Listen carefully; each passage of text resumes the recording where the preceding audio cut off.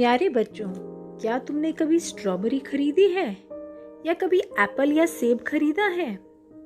Strawberry कितनी छोटी सी होती है और एप्पल बड़ा होता है। स्ट्रॉबेरी लगभग 20 ग्राम के भार की होती है और सेब लगभग 200 ग्राम का। यदि हमें इन दोनों की तुलना करनी हो तो हम कह सकते हैं कि सेब लगभग स्ट्रॉबेरी से 180 ग्राम भारी है, या फिर हम ये भी कह सकते हैं कि सेब का भार स्ट्रॉबेरी के भार से 10 गुना है।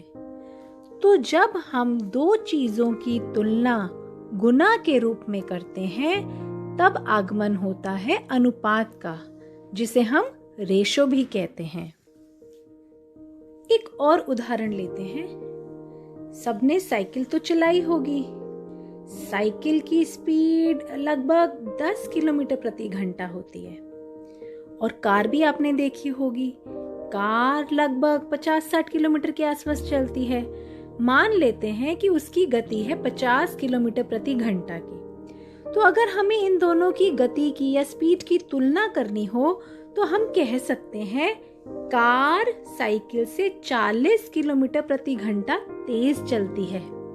या फिर अगर हम गुना के रूप में तुलना करें तो हम कह सकते हैं कार की स्पीड साइकिल की स्पीड से 5 गुना है। जब हम गुना के रूप में तुलना करते हैं तब आगमन होता है रेशो का, जिसे हम अनुपात भी कहते हैं। अनुपात को 2 बिंदुओं द्वारा दर्शाया जाता है। इंग्लिश में हम इसे कोलन का साइन भी कहते हैं। रेशो या अनुपात निकालते वक्त आपको ध्यान रखना है कि आपने उसे A अनुपात B के रूप में लिखना है, यानी A रेशो B। रेशो का साइन या अनुपात का चिन्ह 2 बिंदुओं द्वारा दिखाया जाता है, जिसे हम इंग्लिश में कोलन साइन भी कहते हैं। इसे A बटा B के रूप में भी लिख सकते हैं। ध्यान देने वाली बात है, जो A का यूनिट होगा वही B का यूनिट होगा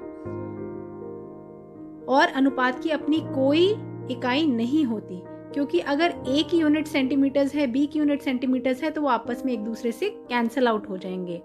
आपने अनुपात ज्ञात करते समय दोनों वस्तुओं की यूनिट्स सेम लेनी है, तभी वो आपस में कैंसल आउट हो पाएंगे और फाइनल रिजल्ट्स में हमारा अनुपात में कोई इकाई या यूनिट नहीं आएगी। मान लीजिए 2 बच्चे हैं, ब्लू शर्ट वाला और येलो शर्ट वाला। ब्लू शर्ट को अपने 2 टॉफीज दी, येलो शर्ट वाले को अपने 3 टॉफीज दी। तो हमारा अनुपात हो गया 2:3। अब हम दोनों की टॉफीज को 2 गुना कर देते हैं, यानी नीले की टॉफीज हो जाएंगी 2 दूनी 2 4 और येलो की हो जाएंगी 3 दूनी 6। तो 4:6 ये हमारा समतुल्य भिन्न या इक्विवेलेंट फ्रैक्शंस का एग्जाम्पल है। अब यदि मुझे 5:20 का समतुल्य भिन्न या इक्विवेलेंट रेशो निकालना है तब मैं इसे 5/20 के रूप में लिखूंगी। फिर ऊपर और नीचे दोनों संख्याओं को हम 2 से गुना कर सकते हैं। तो 5 को जब मैं 2 से गुना करती हूँ तो मेरा उत्तर आता है 10 और 20 को जब 2 से गुना करती हूँ तो मेरा उत्तर आता है 40। तो 5:20 के समतुल्य भिन्न हो गया 10:40। इसी प्रकार मैं 5:20 को दोनों को हम सेम नंबर से भाग भी कर सकते हैं। जैसे यहाँ पर 5 को मैंने 5 से भाग किया, फिर 20 को भी मैंने 5 से भाग किया। जब मैं 5 को 5 से डिवाइड करती हूँ मेरा आंसर आता है 1 और 20 को 5 से डिवाइड करती हूँ मेरा आंसर आता है 4। तो मैंने देखा कि 5/20 के समतुल्य भिन्न या इक्विवेलेंट फ्रैक्शन 1/4 हुआ। तो इस बात का ध्यान रखना है, हमने सेम नंबर से ऊपर और नीचे मल्टीप्लाई करना है या फिर सेम नंबर से ऊपर या नीचे डिवाइड करना है, तो मुझे जो वैल्यूज मिलेंगी वो होंगी इक्विवेलेंट रेशोज या समतुल्य अनुपात। अब हम सीखते हैं कि किन्हीं 2 चीजों का अनुपात कैसे निकाला जाता है। मान लीजिए मुझे अनुपात निकालना है 3 किलोमीटर का 300 मीटर के साथ। तो यहाँ पर इस चीज का ध्यान रखना है कि आपकी दोनों चीजों की इकाई सेम हो, यानी या तो आप किलोमीटर को मीटर में बदल देंगे ताकि दोनों तरफ मीटर मीटर हो जाए, या फिर आप दोनों तरफ इकाई किलोमीटर करेंगे। हमेशा हमारी इकाई सेम होनी चाहिए। इस केस में हमें 3 किलोमीटर का अनुपात निकालना है 300 मीटर के साथ, तो हम किलोमीटर को मीटर में बदल देते हैं। 1 किलोमीटर में कितने मीटर होते हैं? 1000। तो 3 किलोमीटर में कितने होंगे? 3000। उसका अनुपात आपको निकालना है 300 मीटर के साथ। जब आप 3000 और 300 का अनुपात निकालते हैं, सरल करने पर हमारा उत्तर आएगा 10:1। यहाँ पर ध्यान देने वाली बात है, मीटर से मीटर कट जाएगा। अनुपात के बाद आंसर में कोई इकाई नहीं होनी चाहिए। और जो चीजों का आपको ध्यान रखना है कि जब आपको पैसों को कन्वर्ट करना होता है, रुपयों को पैसों में या मीटर को सेंटीमीटर में, तो जिन चीजों का ध्यान रखना है वो कुछ इस प्रकार है। आपको हमेशा याद रखना होगा कि 1 रुपए में कितने पैसे होते हैं? 100 पैसे। उसी प्रकार एक दिन में कितने घंटे होते हैं? 24 घंटे। क्वेश्चन के ऊपर आपको कन्वर्जन यूज करना है। अगर आपको 1 घंटे को मिनट में बदलना है तो 1 घंटे में 60 मिनट की कन्वर्जन वैल्यू आप यूज करेंगे। 1 किलोमीटर में कितने मीटर होते हैं? 1000। उसी प्रकार 1 मीटर में 100 सेंटीमीटर होते हैं। 1 लीटर में कितने मिलीलीटर होते हैं? 1000। और 1 दर्जन में कितनी चीजें आती हैं? 12 चीजें। कन्वर्जन आपको उसी प्रकार से लेना है जिस प्रकार से आपसे क्वेश्चन में पूछा गया है। अब हम कुछ एग्जाम्पल्स लेते हैं जो हमारी वर्कशीट में दिए हुए हैं। अब कहानी कुछ इस प्रकार है। एक कंप्यूटर लैब है जहां पर 3 कंप्यूटर्स हैं और 3 कंप्यूटर्स कितने बच्चों को मिलते हैं? 6 बच्चों को, यानी 6 बच्चों को 3 कंप्यूटर्स मिलते हैं। तो अब वो पूछ रहे हैं 24 बच्चे को कितने कंप्यूटर्स मिलेंगे। अब जरा सोचने की बात है, जब 6 बच्चों को 3 मिलते हैं तो हम 24 को ऐसे बांट देते हैं, 6 6 6 6, 4 6 24 बच्चे हो गए। इन 6 बच्चों को 3 मिलेंगे, अगले 6 बच्चों को 3 मिलेंगे, अगले 6 बच्चों को 3 और अगले 6 बच्चों को 3, यानी 24 बच्चों पे कितने कंप्यूटर होने चाहिए? 12। अब हम जरा मैथ्स की विधि से करते हैं। Number of computers for 6 students है हमारे 3, तो एक बच्चे को कितना मिलेगा? 3/6। और 24 के लिए क्या करेंगे? आप उसको 24 से मल्टीप्लाई कर देंगे तो आपका आंसर 12 आएगा। इस उदाहरण में आपको राजस्थान की जनसंख्या दे रखी है 570 लाख और राजस्थान का क्षेत्रफल दे रखा है 3 लाख प्रति वर्ग किलोमीटर। इसी प्रकार यूपी की जनसंख्या दे रखी है 1660 लाख और क्षेत्रफल यानी एरिया दे रखा है 2 लाख प्रति वर्ग किलोमीटर। अब आपको निकालना है कि कितने लोग रहते हैं प्रति किलोमीटर, यानी नंबर ऑफ पीपल पर किलोमीटर स्क्वायर। तो राजस्थान के लिए आप क्या करेंगे?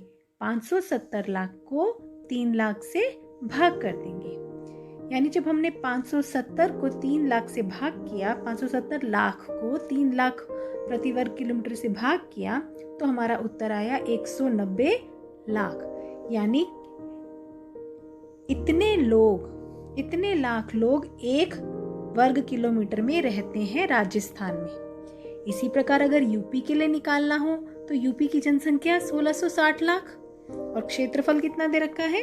2 लाख प्रति वर्ग मीटर। तो अगर हमें लोग निकालने हैं प्रति किलोमीटर वर्ग कितने हैं, तो आप इन दोनों को भाग कर देंगे। जब हम 1660 को 2 से भाग करते हैं, हमारा उत्तर आ जाएगा 830। और यूनिट्स जब हम सॉल्व करते हैं तो हमारा आंसर आएगा 830 लाख लोग हैं जो प्रति वर्ग किलोमीटर में रहते हैं यूपी में। तो किस जगह पर कम लोग रहते हैं, किस जगह की जनसंख्या कम है? तो हम देखते हैं यहाँ पर राजस्थान की आ रही है 190 लाख और यूपी की आ रही है 830 लाख। तो राजस्थान की जनसंख्या कम है, यानी राजस्थान इज लेस पॉपुलेटेड। अब हमारे प्रैक्टिस के क्वेश्चंस। हमारा पहला प्रश्न है, आपको रेशो या अनुपात निकालना है 5 रुपए और 50 पैसे में। आपको ध्यान होगा कि दोनों तरफ हमें सेम यूनिट्स या सेम इकाई लेनी है। तो यानी अगर यहाँ रुपए है तो यहाँ रुपए करेंगे, या फिर इधर पैसा है तो उधर भी पैसा करेंगे। हमारा क्वेश्चन है 5 रुपए का अनुपात निकालना है 50 पैसे से। अब 1 रुपए में कितने पैसे होते हैं? 100 पैसे। तो 5 रुपए में कितने हो जाएंगे? 500 पैसे। तो हम यहाँ 5 रुपए की जगह लिखेंगे 500 पैसे अनुपात 50 पैसे। फिर हम इनको बटा के रूप में लिखेंगे। तो 500 पैसे बटा 50 पैसे, पैसे से कट गया पैसे, हमारा उत्तर आया 500 बटे 50। फिर हम इसको सरलतम रूप में करेंगे। 50 से अगर हम काटेंगे तो 50 के पहाड़े में 50 से कम 50, और ऊपर काटेंगे तो आ जाएगा 10। तो हमारा उत्तर आ जाएगा 10 अनुपात 1। अनुपात को या रेशो को हमेशा सरलतम रूप में लिखना है। दूसरी बात जो आपको ध्यान रखनी है कि इसमें इकाई नहीं आएगी। हमारा सेकंड पार्ट है, आपको रेशो ज्ञात करनी है 15 किलोग्राम की 210 ग्राम से। 15 किलोग्राम की 210 ग्राम से दोनों तरफ हमें ग्राम में बदलना होगा। हम सब जानते हैं 1 किलोग्राम में 1000 ग्राम होते हैं। तो 15 किलोग्राम में कितने होंगे? 15,000 ग्राम। तो हम यहाँ पर 15 किलोग्राम की जगह लिख देंगे 15,000 ग्राम अनुपात 210 ग्राम। अब आप क्या करेंगे? आप इनको बटा के रूप में लिखेंगे। बटा के रूप में लिखने पर हमारा ग्राम से ग्राम कट जाएगा। ऐसे ही 10 के पहाड़े की वजह से 0 से हम 0 काट देंगे। हमारा जो सरल करने पर उत्तर आ रहा है 1500 बटा 21। अरे ये दोनों तो अभी 3 के पहाड़े से और भी विभाजित हो सकते हैं। तो जब हमने 3 के पहाड़े से 21 को भाग किया तो हमारा उत्तर आ जाएगा 7, और ऊपर में जब हमने 3 से भाग किया तो हमारा उत्तर आ जाएगा 500। तो हमारा फाइनल उत्तर होगा 500 अनुपात 7। सरलतम रूप में होना चाहिए, एक बात का ध्यान रखना है। और दूसरा, इसमें इकाई नहीं आएगी, अनुपात में इकाई नहीं होती। अब हमारा थर्ड पार्ट है, आपको 9 मीटर और 27 सेंटीमीटर का अनुपात निकालना है, रेशो निकालनी है। तो इस बात का ध्यान रखेंगे कि दोनों तरफ इकाई सेम होनी चाहिए। तो 1 मीटर में अगर 100 सेंटीमीटर होते हैं तो 9 मीटर में कितने होंगे? 900 सेंटीमीटर। तो आप यहाँ पर 9 मीटर की जगह लिख देंगे 900 सेंटीमीटर अनुपात 27 सेंटीमीटर। फिर हम इसे 900 सेंटीमीटर बटा 27 सेंटीमीटर लिखेंगे। सेंटीमीटर से कट जाएगा सेंटीमीटर, हमारा उत्तर आ जाएगा 900 बटे 27। अब इसे हम सरल और करते हैं। तो 9 के पहाड़े से हम काटते हैं। जब हम ऊपर 9 के पहाड़े से काटते हैं तो ऊपर आ जाएगा 100, और नीचे अगर हम 9 के पहाड़े से काटते हैं तो उत्तर आ जाएगा 3। तो हमारा फाइनल आंसर हो जाएगा 100 अनुपात 3। हमारा चौथा पार्ट है, आपको रेशो निकालनी है 30 दिन की 36 घंटों से, यानी 30 days to 36 hours। हमेशा की तरह ध्यान रखना है कि एक तरफ दिन एक तरफ घंटे हैं तो दोनों तरफ सेम यूनिट्स लानी पड़ेंगी। हम सब जानते हैं एक दिन में कितने घंटे होते हैं? 24 घंटे। तो 30 दिन में कितने हो जाएंगे? 24 को हम 30 से गुना कर देंगे तो हमारा आंसर आ जाएगा 720 घंटे। तो यहाँ पर हम लिख देंगे 30 दिन की जगह लिख देंगे 720 घंटे अनुपात 36 घंटे। अब हम इसको डिवाइड करेंगे। 720 घंटे बटा में 36 घंटे, घंटे से कट गया घंटे, आंसर आ गया 720 बटा 36। ध्यान से देखने पर हमें पता चलता है 720 तो 36 के पहाड़े में आता है, 72 36 का डबल होता है, यानी 36 को अगर पहाड़े में लेंगे 36 से कम 36 और ऊपर काटेंगे तो उत्तर आ जाएगा 20। तो हमारा फाइनल आंसर होगा 20 अनुपात 1। हमारा आखिरी सवाल है, आपने बताना है रेशो या अनुपात हम अपनी डेली लाइफ में कहाँ कहाँ यूज करते हैं। ध्यान से देखा जाए तो खाना बनाते वक्त मम्मी रेशो का इस्तेमाल करती है। 1 गिलास चावल हो तो उसके लिए 2 गुना पानी डालती है, और अगर 2 गिलास चावल हो तो 4 गिलास पानी डालेगी, यानी उन्होंने रेशो का इस्तेमाल किया। 3 गिलास के लिए कितना पानी डलेगा? 6 गिलास। आप यहाँ पर अनुपात यूज कर रहे हैं। दूसरा, जब आपके स्कूल में आपका बर्थडे आप सेलिब्रेट करते हो तो आप एक बच्चे को अगर 2 टॉफी देते हो तो 50 बच्चों की क्लास में आपको कितनी टॉफीज लेके जानी पड़ेंगी?